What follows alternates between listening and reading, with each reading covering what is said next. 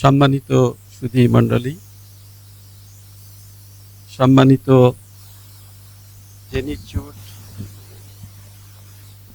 জেনিচুড institute for life management and value education, president Kamal Krishna Deb Sinha, director doctor Zakir Hossain Laskar, parents, my friends, colleagues, ladies and gentlemen, শুভ অপরাহ্ন। নিঃসন্দেহে যে টপিকটা দেয়া হয়েছে মনুষ্যত্ব, মানবিকতা, মূল্যবোধ, শুধু কন্টেম্পোরারি নয়, দুনিয়া যতদিন থাকবে এর রেলেভেন্স থাকবে। আমি বক্তব্য শুরু করার আগে ধন্যবাদ জানাই জেনিচুড ইনস্টিটিউটকে আমাকে ইনভাইট করার জন্য। I feel really humbled and honoured. Thank you very much. আমার কলিগ আছে বাবর আলী সাহেব, তাকে ধন্যবাদ জানাই আমাকে ইনভাইট করার জন্য। Special thanks to doctor Zakir Hossain Laskar for extending gracious invitation.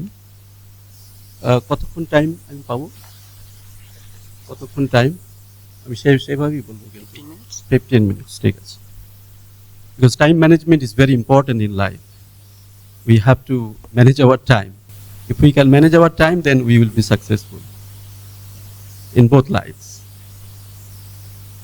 একটা ছোট্ট গল্প দিয়ে শুরু করি।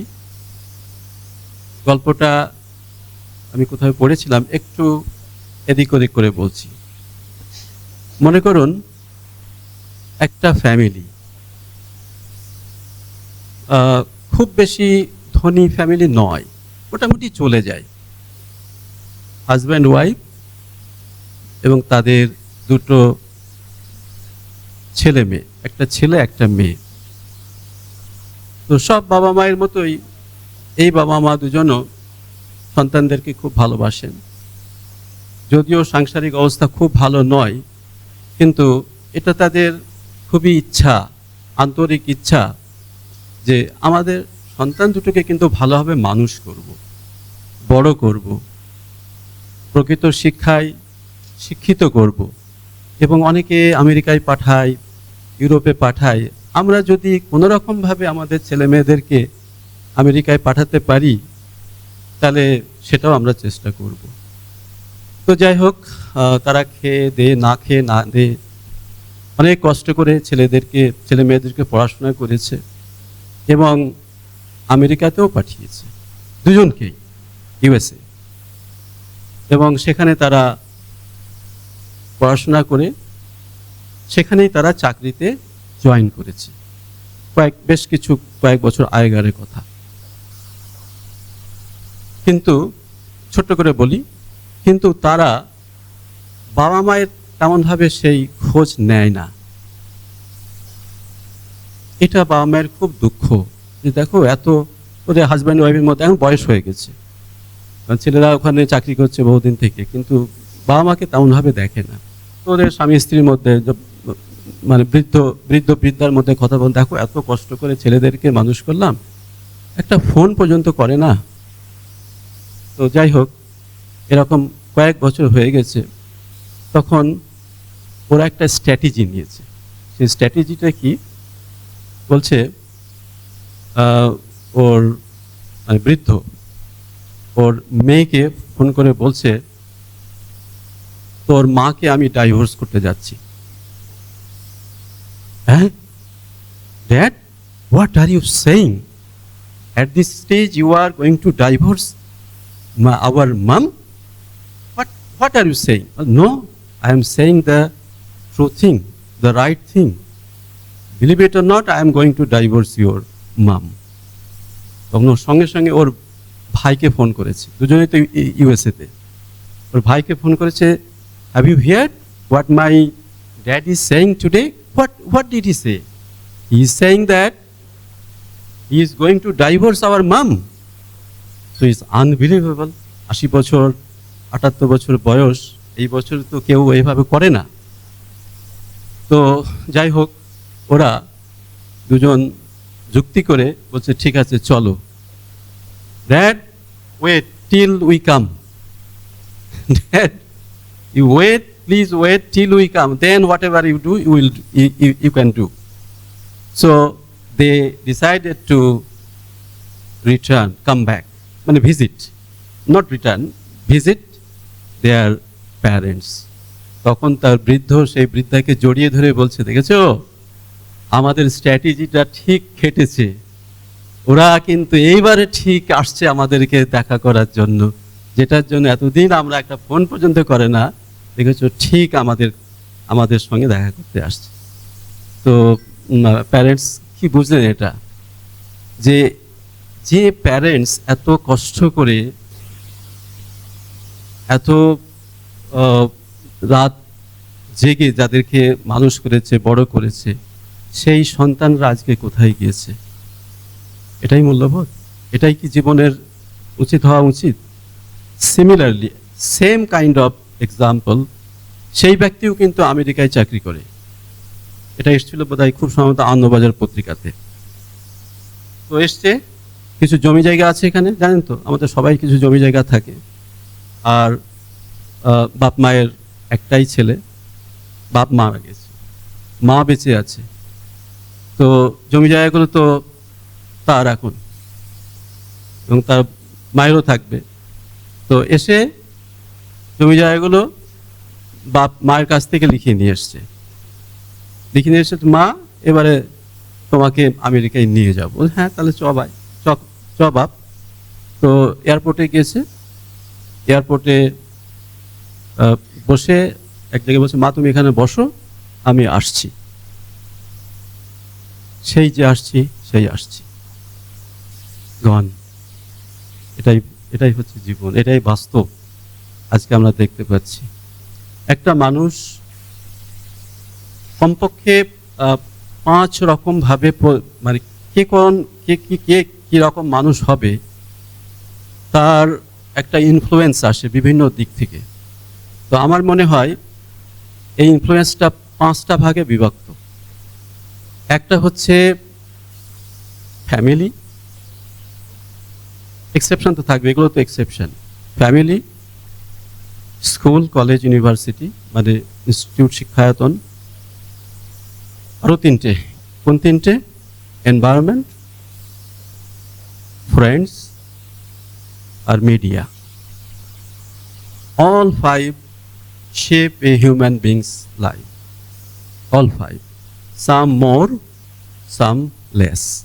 Definitely the strongest influence comes from family. I believe that. If the family is okay, then should be okay. More or less should be okay. কিন্তু আরো 4টে। কালচারটা এতটা ইম্পর্টেন্ট, যেটা এনভায়রনমেন্ট বলি, সেটা হচ্ছে কালচার। আমার ছেলে, আমি বহুদিন মালয়েশিয়াতে ছিলাম, এখন আমি ইন্ডিয়াতে এসেছি এবং চাকরি করছি এখানে। আমার ছেলে জন্ম ওখানে, বড় হওয়া ওখানে, এবং ওদের দেশে কোনো কিছু খেলে, আইসক্রিম খেলে কি যাই খেলে, সেটা কাগজটা একটা ডাস্টবিনে ফেলতে হয়, বাইরে কেউ ফেলে না, সেই কালচারটা আছে। যখন ও আসলো কৃষ্ণনগরে, আমাদের বাড়ি হচ্ছে কৃষ্ণনগর, নদিয়া ডিস্ট্রিক্ট, বাবা কিছু খেয়ে এই কাগজটা কোথায় ফেলবো? তো আমি তাকে বললাম, বলছে ডাস্টবিনটা কোথায়? ডাস্টবিন দেখতে পাচ্ছ না, সব জায়গায় তো ডাস্টবিন। ছেলেরা দেখুন, ও কিন্তু আমাকে জিজ্ঞেস করেছে, because he is habituated to drop that particular paper into dustbin.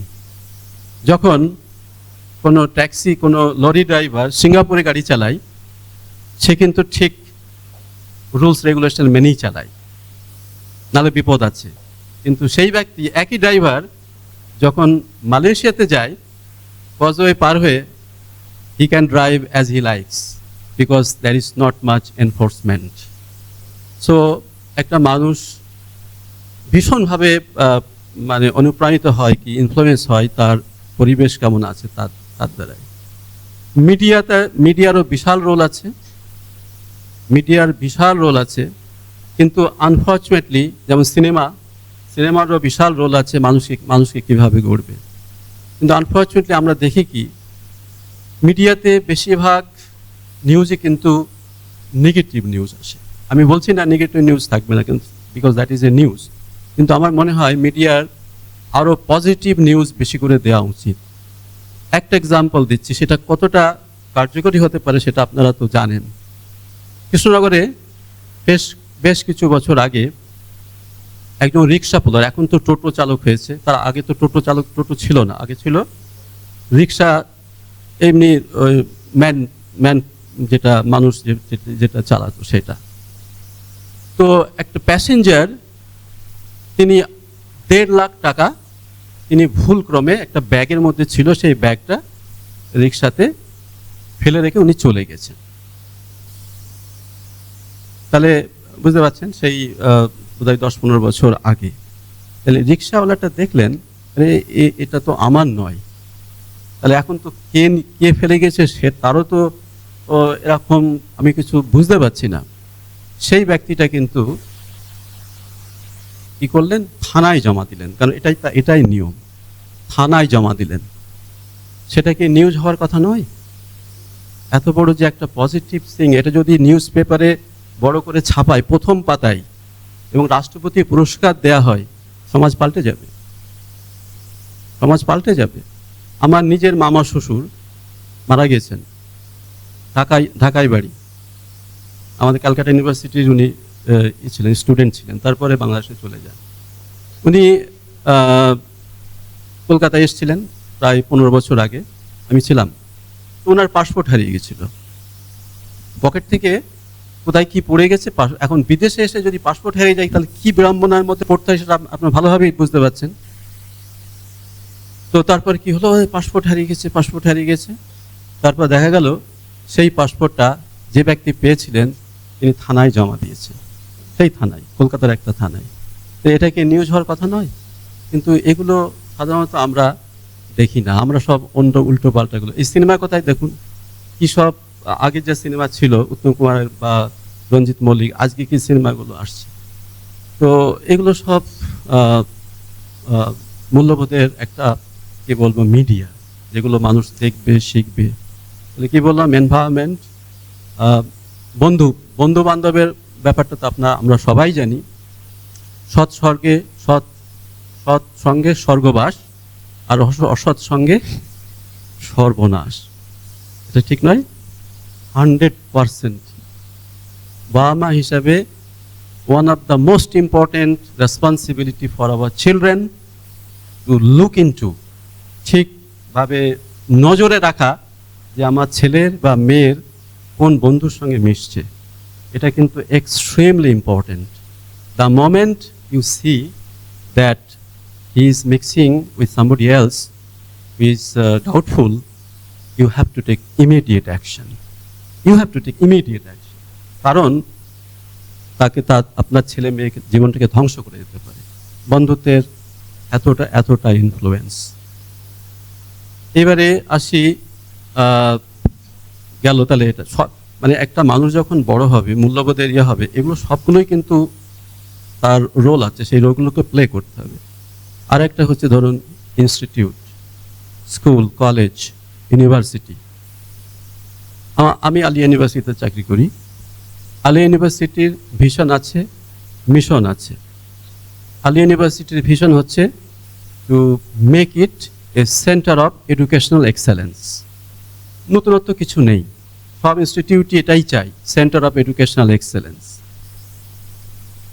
আর একটা হচ্ছে ভিশন, সেটা হচ্ছে মিশন, সেটা হচ্ছে যে যারা এখান থেকে পড়ে যাবে, এক কথায় বাংলায় ভালো মানুষ হয়ে যাবে। ঠিক আছে, ভালো মানুষ হয়ে যাবে। আমি মনে করি যে প্রথম যেটা ভিশন, এটা ততটা ডিফিকাল্ট নয়। আমরা ভালো টিচার নিলাম, ভালো ক্লাসরুম দিলাম, পর্যবেক্ষণ করছি, সুপারভিশন করছি, ভালো স্টুডেন্ট অ্যাডমিশন করছি, সেন্টার অফ এডুকেশনাল এক্সেলেন্স করা যাবে। কিন্তু how to make a graduate human being, degree নিলেই হিউম্যান বিইং হওয়া যায় না, শিক্ষা পেলেই শিক্ষিত হওয়া যায় না, শিক্ষিত হওয়ার সংজ্ঞা অনেক ডিফারেন্ট। এমএসসি এমএ পাশ করলেই তাকে শিক্ষিত বলা যায় না। শিক্ষিত শিক্ষিত হওয়ার ডিফারেন্স। এই যেটা বললাম যে তাকে ভালো মানুষ হওয়া, এটা কিন্তু অনেক গুণে difficult. How a university or college school taking steps to mold the lives of the graduates so that they become good human beings. এখানে টিচারের ভূমিকা অসামান্য। ছোট্ট গল্প বলি, আপনারা জানেন যে গল্প। কোনো একটা বোর্ডিং স্কুলে বেশ কিছু ছেলে পড়াশোনা করে, তার মধ্যে একটা ছেলে খুব দুষ্টু, তার খুব বদ অভ্যাস হচ্ছে চুরি করে।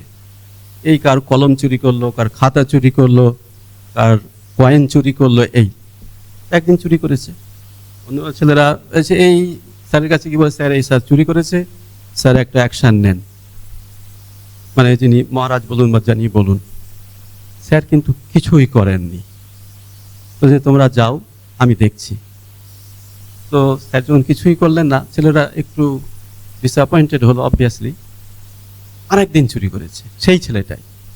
এইবারে ওরা ছেলেরা আরও রেগে গেছে, স্যার এইবারে কিন্তু আপনাকে অ্যাকশন নিতেই হবে, নাহলে আমরা স্কুল ছেড়ে চলে যাব আপনি যদি একে যদি না ছাড়িয়ে দেন। শিক্ষক মহাশয় খুব শান্তভাবে শুনলেন এবং বললেন, তোমরা সবাই চলে যেতে পারো,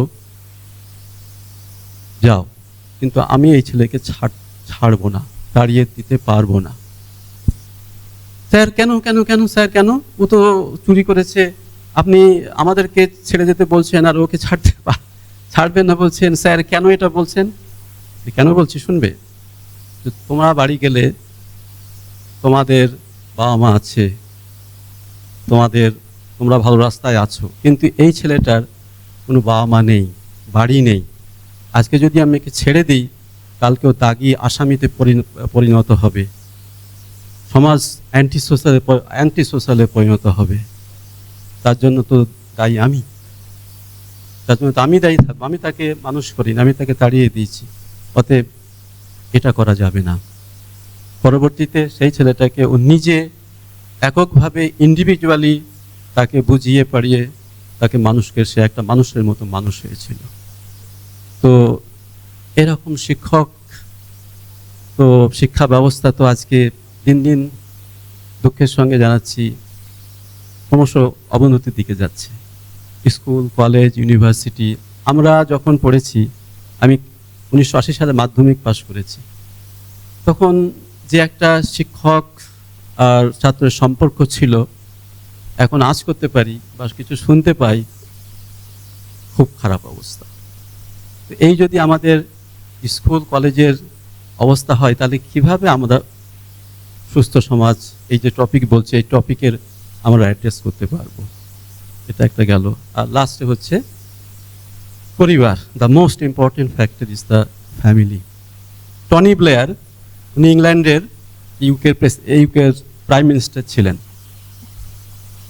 উনি যখন প্রাইম মিনিস্টার ছিলেন, তখন ওনার একটা ছেলে মদ খেয়ে রাস্তায় পড়েছিল। আমি এটা নিউজ পেপারে পড়েছি। তখন যখন এটা জানা গেল যে মদ খেয়ে পড়ে আছে, তখন naturally it will go to reach to the prime minister, because this boy is the boy of the father is the Prime Minister Tony Blair.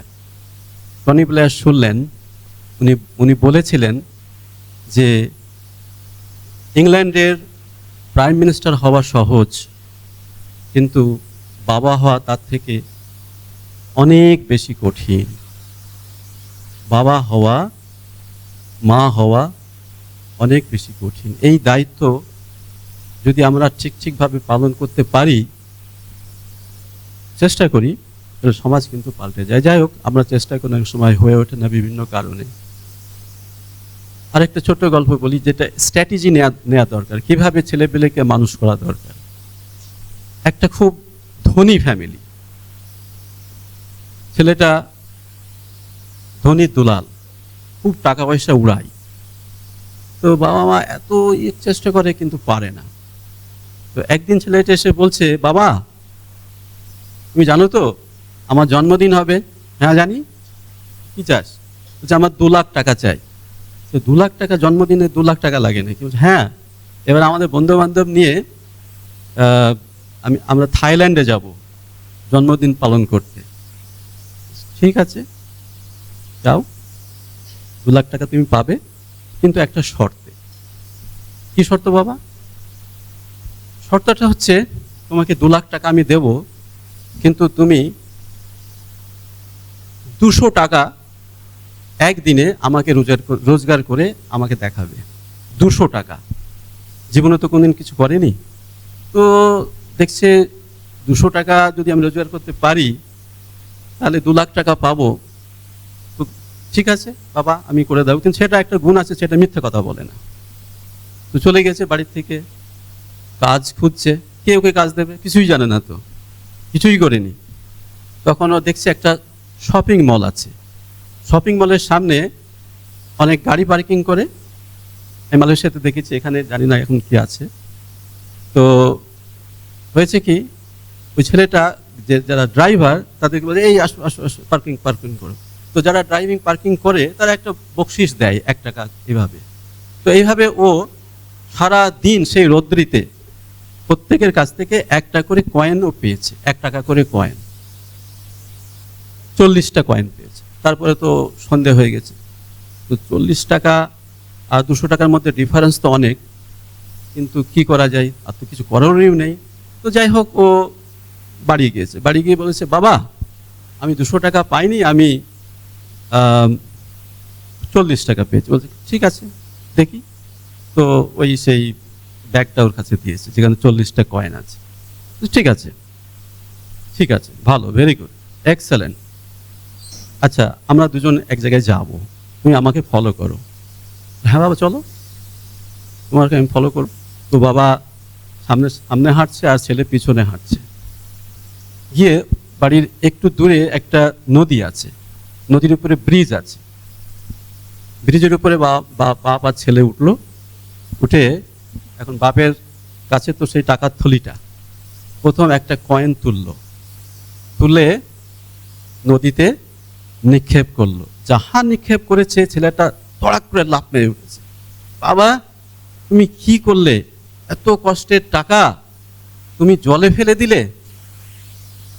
বাবা কিছু বলছে না, কিচ্ছু বলছে না বাবা। আর একটা টাকা তুলে আবার ফেলছে, সে আবার লাফাচ্ছে, আবার এবার কেঁদে ফেলেছে। তো বাপ কিন্তু কোনো কথা বলছে না। সেইভাবে 39টা টাকা বাপ সেই জলে ফেললো, একটা টাকা রাখি, এটা তার নিদর্শন স্বরূপ। তখন বাবা তার ছেলেকে বলছে, বাপ দেখ, তুই সারা জীবন আমার টাকা এইভাবে পানিতে ফেলেছিস, এইভাবে জলে ফেলেছিস। তোর এই টাকা, রোজগার করা টাকা আমি জলে ফেলছি বলে তোর কান্না হচ্ছে, দুঃখ হচ্ছে। সারা জীবন তুই এই কাজ করেছিস, আমার কষ্টের টাকা তুই জলে ফেলেছিস। আমিও কেঁদেছি, কিন্তু আমার কান্না তুই কখনো দেখিসনি, বা আমার কান্না তোকে দেখতে দেয়নি। তখন ছেলেটা বুঝলো তার ভুলটা কোথায়। বাবাকে জড়িয়ে ধরে বলল, বাবা তুমি আমাকে মাফ করো, আমি ভুল করেছি, আমি বুঝতে পারিনি, এবার থেকে আমি ঠিকভাবে চলব। তো এই হচ্ছে তো সংসারের বাবা মার ছেলে মেয়েদের গল্প। ছেলেদেরকে ভালোবাসতে হবে, মেয়েদেরকে ভালোবাসতে হবে, শাসনও করতে হবে, কোনো কিছু চাপিয়ে দেওয়া যাবে না। মূল্যবোধের জন্য তাদেরকে 1000বার বোঝাতে হবে, চেষ্টা করতে হবে। যদি আমরা নিজেদের ফ্যামিলিটাকে আমরা ঠিকভাবে আমরা করতে পারি। আমরা হাজার ব্যস্ত, সাংসারিক কাজ আছে, অফিসের কাজ আছে, কিন্তু এটাও ইম্পর্টেন্ট যে ছেলে মেয়েদের সঙ্গে একটু বসা, প্রতিদিন না হলেও অন্তত ডিনার টাইমে, কোনো একটা টাইমে তাদের সঙ্গে বসা, গল্প করা। It has marvellous effect. এই অ্যাফেকশনটা যদি তারা এইবারে না পায়, তাহলে কিভাবে তারা আমাদেরকে সম্মান করবে? আর এরাই তো ভবিষ্যতের নাগরিক। আমাদের প্রত্যেকটা ফ্যামিলি যদি এরকম আমরা ঠিকভাবে ম্যানেজ করতে পারি, as that includes me as well, তাহলে আমার মনে হয় সমাজটা পাল্টে যাবে। যাই হোক, অনেক কথা বলবেন, আমার 15 মিনিট বেশি হয়ে গেছে। ধন্যবাদ, থ্যাংক ইউ।